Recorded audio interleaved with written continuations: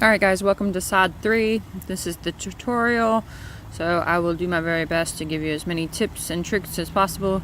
Not necessarily my best performance, but we got the job done. So you're going to have the mob scene. I do like the little whirlwind type thing, and it helps keep pushing everybody together. When you see the ghosts, you want to go ahead and attack them first, because they do like this little breathing thing that can cause you to get stunned, and then they also throw balls at you that then will explode. So you want to try to aim for the ghosts first, and as you can see there, try to get your groups clustered as much as possible to do as much AoE in one hit. So in this particular section, if you die, you cannot be rezzed. It is only when you get to the final boss that you can be rezzed. You want to make sure that you get that Death Knight down quickly, because he does do like Damien does, where he throws the 3 beams of like fire on the ground, and it can do an extensive amount of damage, and he does not take much to get down.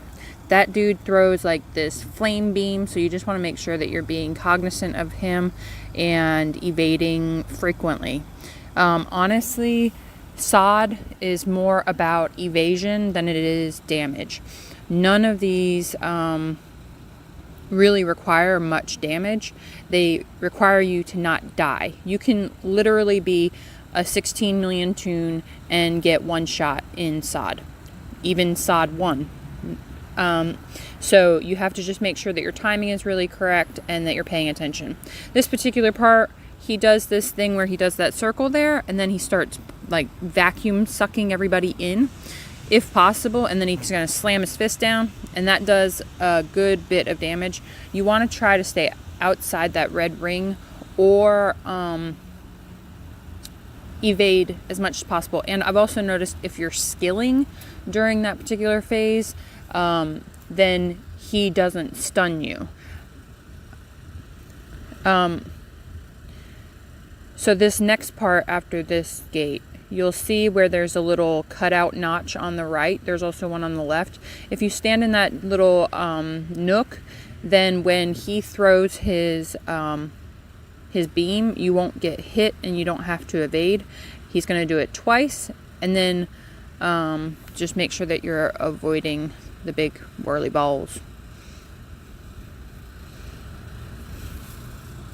I personally like to, you see my ultimate still has 10-second timer on it. I personally like to use the ultimate here because the canal is very narrow, and I die if I get knocked off my feet like I did in this particular scenario and can't evade. If you are low on health, you want to go ahead and die in this section, just so that people in this section that they're currently on, so that we're not trying to res you for the final boss. You will come back pretty close to full health. So this one's going to have 2 of the things as well. So if you're looking around wondering, why did I die instantly? What happened? He does this thing called the Kiss of Death or whatever it is. And you'll see it above, or it was above Harlow's head. It looks like a skull. And that means if you're going to get hit, you're basically you're marked for death. You're going to die. So this is the final boss. Nothing special about him.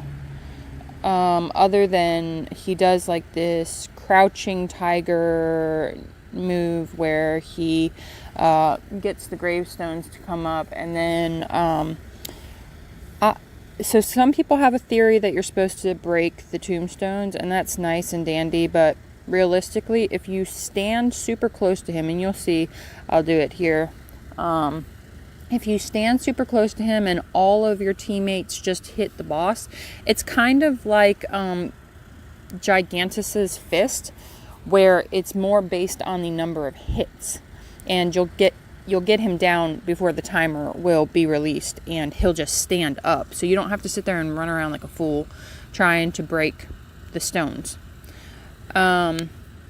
The other thing is, you'll notice that he has like these, when he goes down, you'll see there's an inner circle.